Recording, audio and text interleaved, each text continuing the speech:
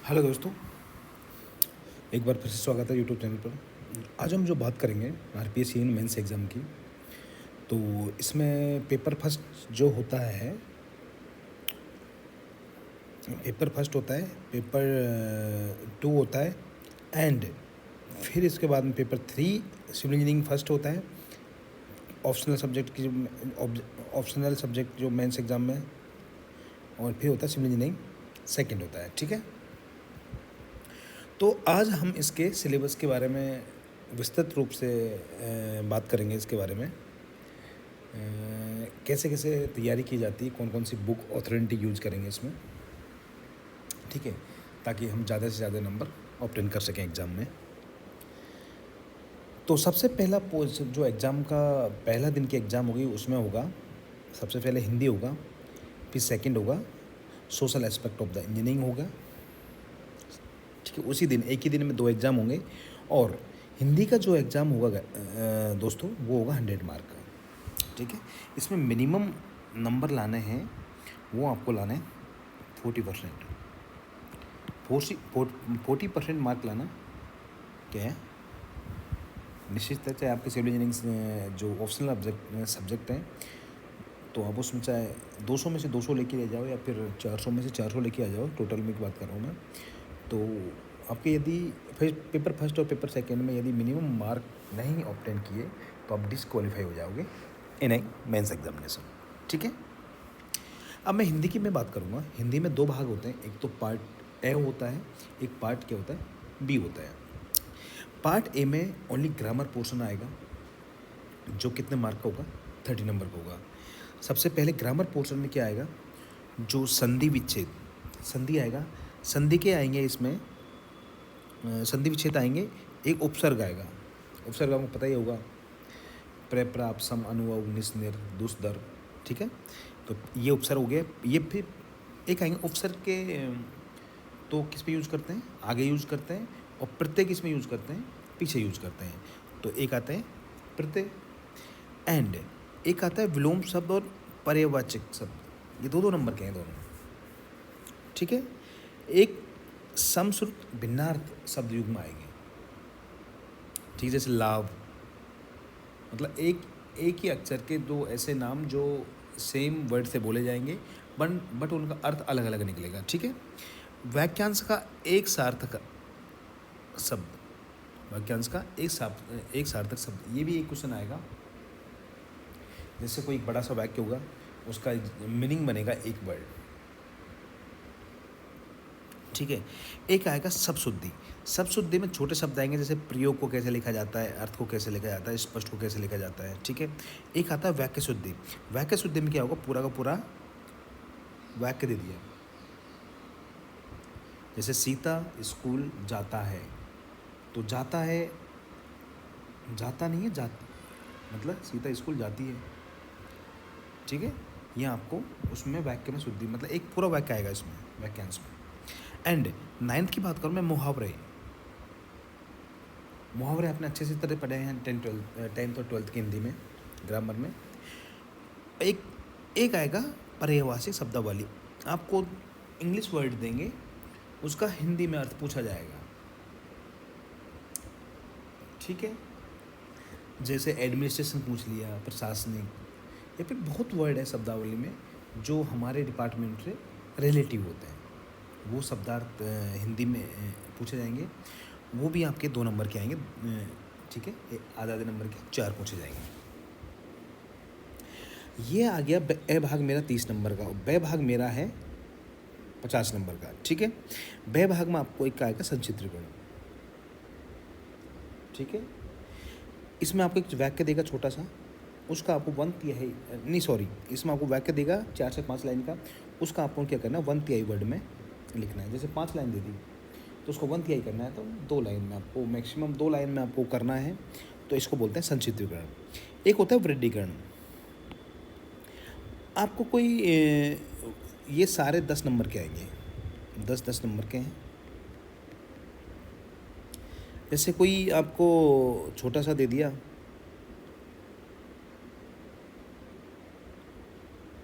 तो उसका आपको पूरा भावार्थ लिखना है। ठीक है। एक पत्र लेखन में आ जाएगा, एक तो सामान्य कार्यालय पत्र आ जाएंगे, एक कार्यालय आदेश आ जाएगा, एक अर्धशासकीय अनुस्मारक आ जाएगा। ठीक है, ये 10 नंबर का आएगा। तीनों में से आपको ऑप्शन दिया जाएगा, 2 में से एक करना है। एक आता है प्रारूप। प्रारूप में ओनली हमारी 4 चीज़ आती हैं। एक तो निविदा, जिसको हम टेंडर बोलते हैं, एक अधिसूचना नोटिफिकेशन बोलते हैं, एक परिपत्र सर्कुलेशन बोलते हैं, सर्कुलर बोलते हैं, एक होती है विज्ञप्ति। ठीक है, तो ये समथिंग सेम ही लिखा जाएगा। ऊपर राजस्थान सरकार लिखा जाएगा, इधर पत्र क्रमांक संख्या लिखा जाएगा, इधर डेट लिखी जाएगी, और बीच में विषय जिसके बारे में हम बात कर रहे हैं, फिर यहाँ से हम ये लिखेंगे लाइन, और यहाँ लिखेंगे जिसके द्वारा लिखा जा रहा है, और यहाँ दिनांक लिखने का है। तो ये तीनों है ना, ये सेम लिखा जाएगा, ऊपर भी तीनों का फॉर्मेट सेम होगा। एंड मैं 5वें की बात करूँगा अनुवाद की, तो आपको इंग्लिश में कुछ एक वो दिया जाएगा, पैराग्राफ दिया जाएगा, उसको हिंदी में अनुवाद करना है आपको। ये भी 10 नंबर का होगा। ठीक है, एंड अब मैं सह भाग की बात करूँ, तो सह भाग की बात करूँ, तो आपको ये निबंध लिखना है। तो निबंध में आपको जो बेसिकली जो क्वेश्चंस में RS के एग्ज़ाम को जो प्रीवियस ईयर में हुए हैं, उसमें देखिए बता सकते हैं कि जो अभी मुद्दे चल रहे हैं उस पर हम निबंध याद कर सकते हैं अच्छे से। ठीक है, ये हो गया हमारा, क्या हो गया, हिंदी पोर्शन। अब मैं ब भाग की बात करूँगा, मैंने पेपर 2 की बात करूँगा। ये है social aspect of engineering. Social aspect का इंजीनियरिंग का मतलब क्या है कि जो हमारे सोशल लाइफ में जो इंजीनियरिंग यूजेज होती है, उसकी क्या है इसमें, ये उसकी इम्प्लीमेंशन है, उसके कैसे हमको दैनिक जीवन में जो चीज़ें इंजीनियरिंग के यूजेज हैं वो है, ये बेसिकली वो कह रहे हैं social aspect of the engineering. ठीक है, मैं सोशल एस्पेक्ट ऑफ इंजीनियरिंग की बात करूँगा, तो इसमें आपको चैप्टर दे रखे हैं। एक पहले की बात करूँगा, यह है development process and rural economic and Indian Athos. Indian Athos इस बार सब्जेक्ट को ऐड किया, ये एथिक्स का पोर्शन है बेसिकली, ये एथिक्स का पोर्शन है। ठीक है, डेवलपमेंट प्रोसेस की मैं बात करूँगा। डेवलपमेंट प्रोसेस में जो देश की इकोनॉमी की हम बात की जाए, इकोनॉमी को कैसे कैलकुलेशन किया जाता है, तो उसमें डिफरेंट टाइप के वर्ड है, जैसे GDP होगा इसमें, gross development, GDP and GNP and GVA, एक होता है ग्रॉस वैल्यू एडेड होती है। एक एनर्जी कंजम्पशन, हम एनर्जी कंजम्पशन कैसे करते हैं गांव में, एनर्जी को कैसे प्रोडक्शन किया जाता है, एनर्जी कैसे कंजम्पशन किया जाता है, किस किस टाइप में फॉर्मेट में हमको उसको कंजम्पशन करना है। एक कार्बन फुटप्रिंट है जो भी इन्वायरमेंट से रिलेटेड है।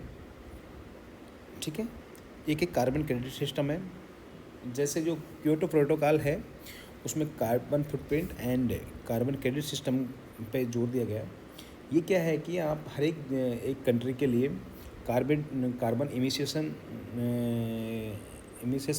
एनवायरनमेंट में इमिसेशन करने के बाद छोड़ने की एक टाइप की वैल्यू दी हुई है, उनको आप इससे ज़्यादा छोड़ नहीं सकते।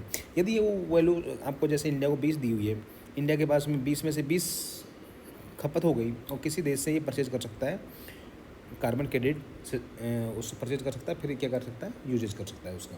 मतलब यूजेज मीन्स फैक्ट्रियों में का लार्ज स्केल में उसको यूज कर सकता है। अब ये नहीं कार्बन का डायरेक्ट यूज होता है, ये नहीं है। आप अपनी फैक्ट्री को यूज मतलब इन्वायरमेंट में धुआं छोड़ सकते हो, जो भी हजारडस गैस है वो छोड़ सकते हो। तो इसके लिए एक बोल सकता हूँ, तो इसमें एक टाइप का एक मेजरमेंट बनाया हुआ है पर्टिकुलर देश के लिए। ठीक है, इतना यूज़ करना है आपको।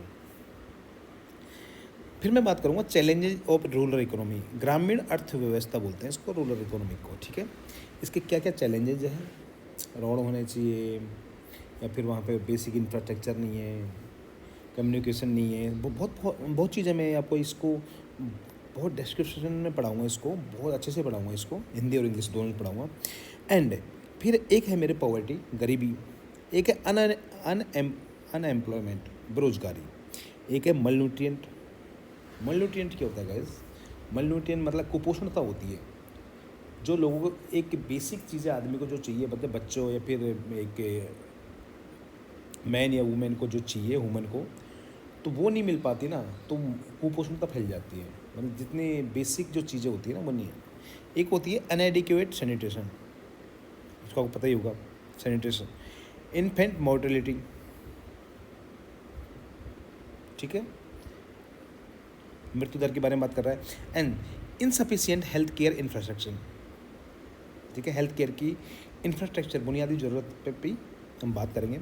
एक है एक्सोडोस टू अर्बन एरियाज, मतलब शहरीकरण की ओर पलायन करना, गाँवों से शहरीकरण क्यों जा रहे हैं, हम उसी चीज़ को गांव में हम खोल दें तो लोग पलायन नहीं करेंगे और शहर में इतनी इन्वायरमेंट ख़राब नहीं होगा, और बहुत चीज़ें हैं। आप यदि गांव में वो चीज़ प्रोवाइड करा दो तो लोग पलायन नहीं करेंगे, ये चीज़ के बारे में हम बात करेंगे।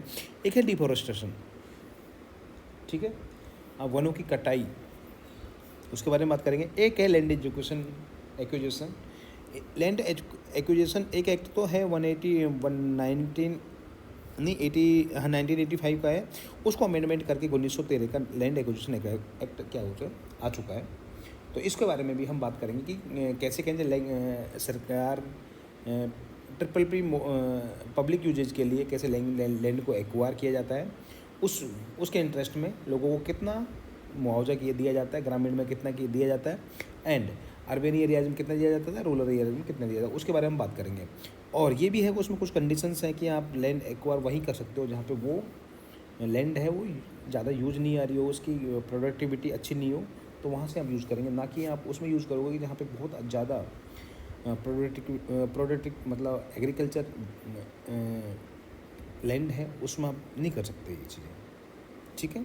तो उसको प्रायोरिटी में रखेंगे, यदि वो भी नहीं हो तो फिर तो करेंगे उसको। 2013 के लैंड एक्विजिशन एक्ट 2013 वाले में हम बात करेंगे उसकी, ठीक है। सेकंड है मेरी technology catering to need the rural and desert area.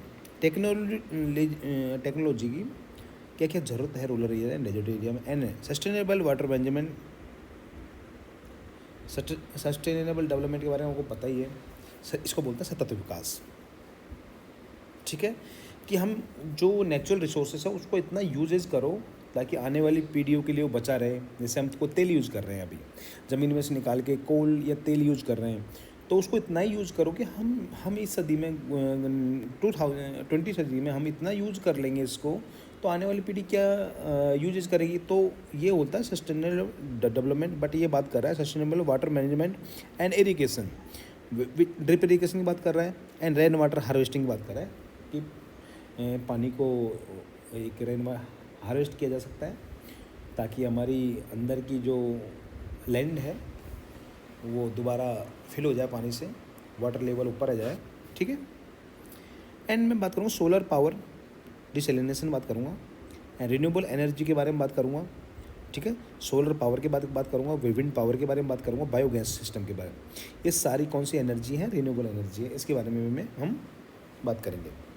एक है agriculture innovation which precision agriculture, climate resident seeds, agro forestry and soil and water conservation. Deforestation से हम हमारे सॉइल एंड वाटर का क्या हो रहा है, कंजर्वेशन नहीं हो रहा है। तो एक है water harvesting, water side planning, कैसे प्लानिंग की जाती है, कैसे बांध नए निकट बनाए जाएंगे, इसकी भी बात कर रहा है। And thermal comfort aspect, thermal comfort expert क्या होता है कि हम जो वो बिल्डिंग्स बनाते हैं उसमें एक इस टाइप से बिल्डिंग बनाते हैं कि हम जो नेचुरल लाइट का हम मैक्सिमम यूज़ कर सकें ताकि हम बिजली बचा सकते हैं।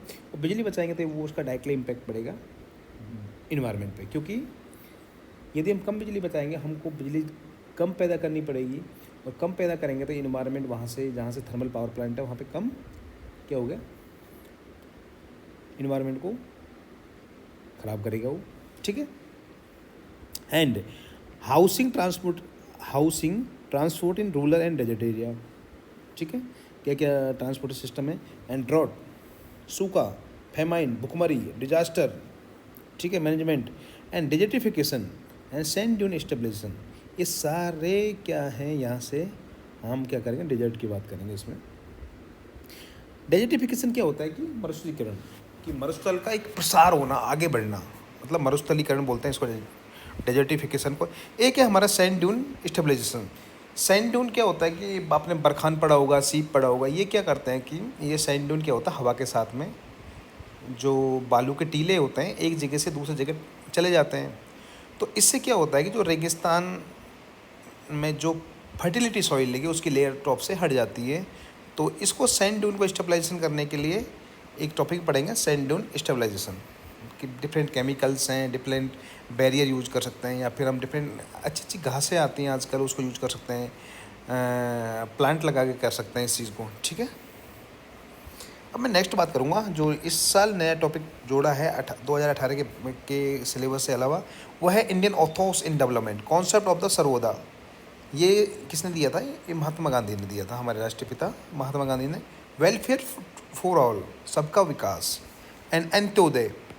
अंत्योदय योजना है ये, अंत्योदय अभी लास्ट इंडियन गवर्नमेंट में ये स्कीम भी निकाली गई है। ठीक है, दीनदयाल अंत्योदय योजना। तो इसके बारे में बात करें कि जो अंत्योदय है कि जो अब अपन जो स्कीमें होती हैं उसका लाभ अन्य तक पहुँचे, अन्य तक मतलब अंत तक पहुँचे। Antyodaya, last mile delivery and swadeshi, ये दिया है हमारे महात्मा गांधी ने। Self resilience in rural development, ठीक है, इसके बारे में हम भी डिस्कस करेंगे। सेकेंड है promotion of the human values, ये 38 का पोर्शन है, ह्यूमन वैल्यूज़ को कैसे कैसे बढ़ाया जा सकता है, जिसमें एम्पैथी है, डिग्निटी है, फ्रेटर्निटी है, हारमोनी है, इंटीग्रिटी है, होनेस्टी है, प्रोबेबिलिटी है, यूनिवर्सल एक्यूमडेशन है। ठीक है, इसके बारे में बात करेंगे। एंड नेक्स्ट है ग्लोबलाइजेशन, इसको globalization, economic growth and industrial 4.0 and sustain infrastructure. इसमें जो नए टॉपिक हैं वो हैं गाइस, इकोनॉमी की growth and industrial 4.0 and sustainable infrastructure. ये क्या है, न्यू टॉपिक ऐड किए हैं इस साल। तो ग्लोबलाइजेशन की हम बात करेंगे, इसको बोलते हैं वैश्वीकरण। ठीक है, हम जो ट्रेड करते हैं या फिर जो डिफरेंट टाइप के ट्रेड करते हैं उसको वैश्वीकरण करवाना, बेसिक इकोनॉमी की बात कर रहा है, globalization of the economy, economy का ग्लोबलाइजेशन करना। तो इसमें हम WTO पढ़ेंगे जो वर्ल्ड ट्रेड ऑर्गेनाइजेशन है, and trade related intellectual property right पढ़ेंगे जो उसको ट्रिप बोलते हैं, ट्रिप्स बोलते हैं। ठीक है, एक होता है SDG इंडेक्स होता है। ठीक है, एक होता है क्वालिटी मैनेजमेंट सिस्टम होता है, एक होता है optimum of human and capital intellectual and material resources. ठीक है, इसके बारे में क्या कर रहा है, बात कर रहा है। अब जो फाइनेंशियल मेथड की मैं बात करूँगा, financial method of the infrastructure project, जो कौन कौन से मेथड है जो इंफ्रास्ट्रक्चर प्रोजेक्ट को हैंडलिंग करते हैं वो, एक तो है BOT, बिल्ड ऑपरेट ट्रांसफ़र। ठीक है, किसी चीज़ को बिल्ड किया, उसको ऑपरेट किया, फिर उसको क्या किया, सरकार को ट्रांसफ़र कर दिया। ठीक है, एक होता है BOO, इसको बोलते हैं बिल्ड ओवन ऑपरेट, बिल्ड किया, ओवन किया, फिर उसको ऑपरेट किया। ठीक है, एक होता है BLT, ये होता है बिल्ड लीज एंड ट्रांसफ़र। एक होता है HAM, एक होता है DBFM, एक होता है PPP, पब्लिक प्राइवेट पार्टनरशिप। एक होते हैं तर्कनी प्रोजेक्ट, जिसको हम खुद ही किसी कोई फर्म इसको प्रोजेक्ट को क्या करती है, डिजाइन करती है, फिर उसको बनाती है, फिर उसको ऑपरेट करती है, उसके बाद में क्या करती है, सरकार को हैंड ओवर कर देती है। एक डिफरेंट केस स्टडीज़ पढ़ेंगे जो रिसेंट प्रोजेक्ट हैं राजस्थान में। जैसे मैं राजस्थान रिफाइनरी की बात करूँगा, जो HPCL, आपको प्रीमियम पता ही है, HPCL, और किस में है, राजस्थान गवर्नमेंट में कितने कितने शेयर हैं, इसके 74% है, इसके 26%। ये क्वेश्चन प्री में भी आया है, कितने कितने % पार्टनरशिप है। IIT पढ़ेंगे कोटा के बारे में, एंड NHI के बारे में पढ़ेंगे। NHI कब इस्टेब्लिश से हुआ, क्या इसका रोल है, कितने किलोमीटर के रोड बनाए हैं, कितने किलोमीटर के रोड बनाने इसके प्लान है, और कौन कौन से रोड ये बनाती है। ठीक है, उसके बारे में हम बात करेंगे। एक होती है dedicated flight corridor metro rail project. ये क्या है गाइस, वैसे दोस्तों, ये है जो DFCCL आपने एग्जाम दिया ही होगा, सिविल इंजीनियरिंग हो तो हम, या इलेक्ट्रिकल इंजीनियर। तो DFCCL का ये क्या है, ये जो मालवाहक गाड़ियाँ हैं, मतलब एक तो ट्रेन अपना ट्रैक है जिसमें दोनों गाड़ी चलती हैं, मालगाड़ी चलती है और पैसेंजर गाड़ी चलती है। ये ओनली किसके लिए बनाई गई है, ओनली बनाई गई है ये जो मालगाड़ी है ना, ठीक है, उसके लिए फ्लाइट कॉरिडोर बनाया गया है। ये जापान की कंपनी है DFCCL, उसके द्वारा बनाया गया। इसके बारे में भी हम बात करेंगे। अभी जो सबसे इम्पोर्टेंट रहेगा वो रहेगा अपना ERCP, eastern Rajasthan canal project. जो कि आपको पता ही है 36,000 करोड़ का समथिंग का ये प्रोजेक्ट है। इसमें पूरी राजस्थान के जितने भी डैम कभी सूख गए थे उनको दोबारा उसमें पानी आएगा इसके थ्रू, और लोगों का क्या होगा, पीने का पानी और कृषि के लिए ये प्रोजेक्ट चलाया जाएगा। एक है भारतमाला परियोजना। भारतमाला परियोजना का पता ही है, ये रोड के बारे में बात कर रहा है। भारतमाला प्रोजेक्ट जो डिफरेंट बड़ी बड़ी सिटीज़ हैं उनको कनेक्ट करने का एक भारतमाला प्रोजेक्ट है। एंड मैं बात करूँगा पीएमजी से, प्रधानमंत्री ग्राम सड़क योजना। प्रधानमंत्री ग्राम सड़क योजना के बारे में पढ़ेंगे हम, ये भी प्रोजेक्ट है। और एक नया टॉपिक ऐड किया गाइस, वो है role of the AI. AI के बारे में हिंदी में भी एक निबंध आ सकता है इसके बारे में, ठीक है। आर्टिफिशियल इंटेलिजेंस आपको पता ही होगा, चैट जीपीटी हो गया, ग्रॉक हो गया, ये भी डिफरेंट टाइप के। आजकल तो फेसबुक में खुद का निकाल दिया, मेटा का, या फिर इंस्टाग्राम का बना दिया, या व्हाट्सअप ने खुद निकाल दिया, ठीक है। तो इसके क्या क्या है, आर्टिफिशियल की क्या क्या रोल है, and blockchain of the technology क्या है, and economic growth of the India in general, and state of the Rajasthan. State का पूछेगा इसमें, इससे क्या क्या क्या है इसमें, ठीक है। एंड मैं बात करूँगा नेक्स्ट टॉपिक है द रोल ऑफ इंडस्ट्री 4.0। नया टॉपिक ऐड किया है, इसको पढ़ेंगे।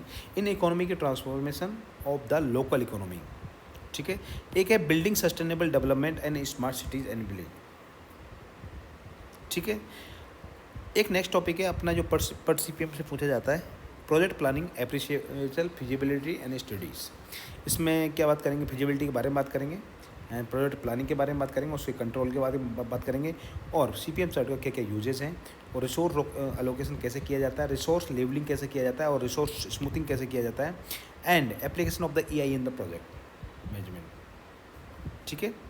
एक होता है मेरा फिक्स एंड वेरिएबल कॉस्ट होती है, एक होती है इंटरनल रेट ऑफ रिटर्न होती है, एक कॉस्ट बेनिफिट एनालिसिस होता है, एक होती है नेट प्रेजेंट वैल्यू होती है, एक ब्रेक इवन एनालिसिस होती है, एक डेप्रिसिएशन होती है, एक लाइफ साइकिल कॉस्ट होती है, एक software application of the in life cycle cost analysis होती है, एक project monitoring by the shape, एक एप्लीकेशन है ये, इसे प्रोजेक्ट मॉनिटरिंग कैसे किया जाता है, एक होता है टेले ERP एंड स्टैटिकल सॉफ्टवेयर, ठीक है। आपको मैं क्या कर रहा हूँ, अभी बेसिक चीज़ें बता रहा हूँ ताकि आपके नज़र में ये जो सिलेबस है वो एक तरह के सिंपल टाइप में हो जाए, कि लोगों को नई नई चीज़ें पढ़ेंगे तो एक बार ऐसा लगेगा, भारी लगेगा बहुत ज़्यादा कि यार ये क्या है टॉपिक में। तो मैं एक बार आपको क्या कर रहा हूँ, पूरा एक बार बता रहा हूँ कि ये चीज़ है, ठीक है।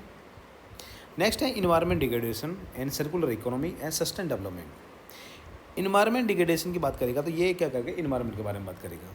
इन्वायरमेंट में कैसे बात करेगा, environment degradation due to energy production, जैसे थर्मल पावर प्लांट हो गया जहाँ से एनर्जी प्रोड्यूस हो रही है, या फिर बात करूँगा मैं हमारे हाइड्रो पावर प्लांट हो गए, तो हाइड्रो पावर प्लांट से बहुत कम इन्वायरमेंट डिग्रेडेशन होता है, बहुत कम, ना के बराबर।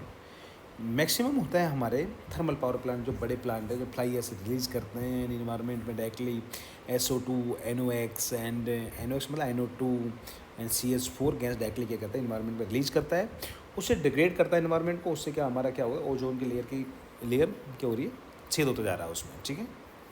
इसलिए इसको हम रिलेटेड करेंगे कार्बन फुटप्रिंट से या कार्बन क्रेडिट सिस्टम से यहाँ से, ताकि आपके एक टॉपिक के साथ साथ दो टॉपिक क्लियर हो जाए। एंड मैं बात करूँगा ट्रांसपोर्ट इंडस्ट्रियल से कैसे डिग्रेड हो रहा है, एंड माइनिंग से कैसे डिग्रेड हो रहा है, and intensive agriculture practice. Different type के इंटेंसिव हैं, जैसे आदिवासी क्षेत्रों में चिमाता हो गई, वालरा खेती हो गई। ये क्या करते हैं कि लोग एक जगह खेती किया, उसको जला दिया, और नेक्स्ट जगह करेंगे, उससे क्या होता है कि हमारे पेड़ गायब हो जाएंगे, जल जाएंगे, और क्या होगा, हमारा इन्वायरमेंट भी डिग्रेड होगा। एंड जो आपको पता है चावल की या फिर जो गेहूँ की वो जो जलाई जाती है यहाँ पे हरियाणा में, उससे भी कितना दिल्ली पे इम्पैक्ट पड़ता है इन्वायरमेंट पर, पता है दिवाली के आसपास पटाखे फोड़ेंगे, उसका भी इम्पैक्ट पड़ता है। तो उसके बारे में हम डायरेक्ट बात करेंगे। Intensive agriculture practice and control कैसे कर सकते हैं इसको, एयर पोल्यूशन कैसे कंट्रोल कर सकते हैं, वाटर पोल्यूशन कैसे कर सकते हैं, नॉइज पोल्यूशन कैसे कर सकते हैं, और hazardous of the environment pollution कौन कौन से ऐसे इन्वायरमेंट पोल्यूशन है जो हजार्डियस है, बहुत खतरनाक है। एक है इन्वायरमेंट चैलेंजेस क्या क्या है लोकल इंडस्ट्रीज के लिए, ठीक है। स्टोन, मिनरल प्रोसेसिंग, टेक्सटाइल कपड़े की फैक्ट्री, सीमेंट की फैक्ट्री, कोल बेसिस थर्मल पावर प्लांट में, and refinery come petrochemical complex in Rajasthan. क्या क्या चैलेंजेस हैं इसके लिए, ये चीज़ भी हम क्या करें, स्टडीज़ करेंगे अच्छे से। नेक्स्ट मैं बात करूँगा वो है biodiversity impediment due to indiscriminate usage of renewable resources। ठीक है, इसके बारे में हम क्या करेंगे, बात करेंगे। एंड सेकंड नेक्स्ट है सर्कुलर इकोनॉमी। ठीक है, अब सर्कुलर इकोनॉमी बेसिकली है क्या, किसी चीज़ को हम वन टाइम यूज ना करें, उसको बार बार यूज, को काफ़ी चीज़ ऐसे होती है उसको बार बार यूज कर सकते हैं, जिससे इन्वायरमेंट पे दिक्कत नहीं आएगी। और जैसे principle and application of 8R in Indian industry, जैसे रिड्यूस कर सकते हैं उसको, यूजेस कम कर सकते हैं, फिर उसको रिफ्यूज़ कर सकते हैं एंड रीयूज़ कर सकते हैं। बोतल को एक बार पानी पीने के बाद फेंकना नहीं चाहिए, उसको रीयूज़ करने कर सकते हैं, पर्पज़ कर सकते हैं, रिपेयर कर सकते हैं उसको, और रिसाइकिल राइट कर सकते हैं, रिमूव एंड रिले कर सकते हैं। ठीक है, ये है 8R। नेक्स्ट मैं बात करूँगा रिस्क मिटिगेशन। रिस्क मिटिगेशन क्या है, and transfer and adaptation for sustainable life cycle for the environment. ठीक है, अब जो मेरा लास्ट चैप्टर है वो innovation for development of society. ये टॉपिक क्या हुआ है, एडवाइस साल, ये सबसे टफ टॉपिक रहने वाला है ये वाला। इसमें बात करेगा development of the startup ecosystem at the grass root level. ठीक है, engaging academia, industry and other stakeholder to build innovation and driven society। ठीक, ऐसे सोसाइटी को हम क्या ड्रिवन किया जा सकता है। And promote out of the box critical thinking to prescribe solution to address to local challenges.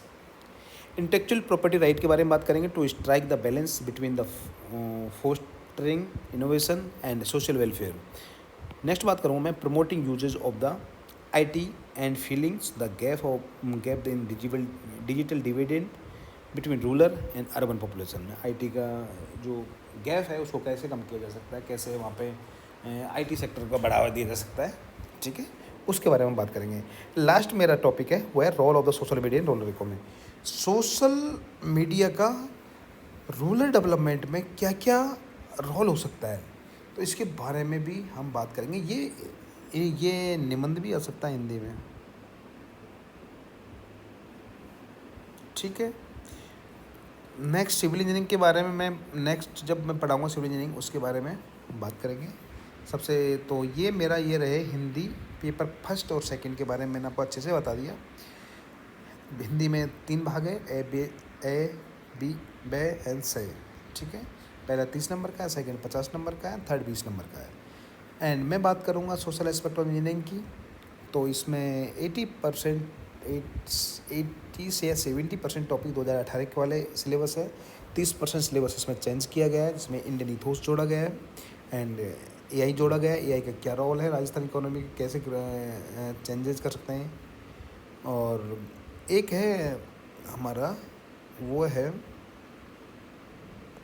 Innovation for development of the societies, क्या क्या इनोवेशन कर सकते हैं फॉर डेवलपमेंट के लिए। ठीक है, तो वीडियो अच्छा लगा वीडियो को लाइक कर लेना, चैनल को सब्सक्राइब कर लेना, ताकि आपको सोशल एस्पेक्ट और हिंदी के बारे में थोड़ा मैं पढ़ाऊँगा तो आप देख लो थोड़ा थोड़ा। ठीक है, शायद मैं थोड़ा अच्छा मेरी 100% कैपेसिटी देने की कोशिश करूँगा।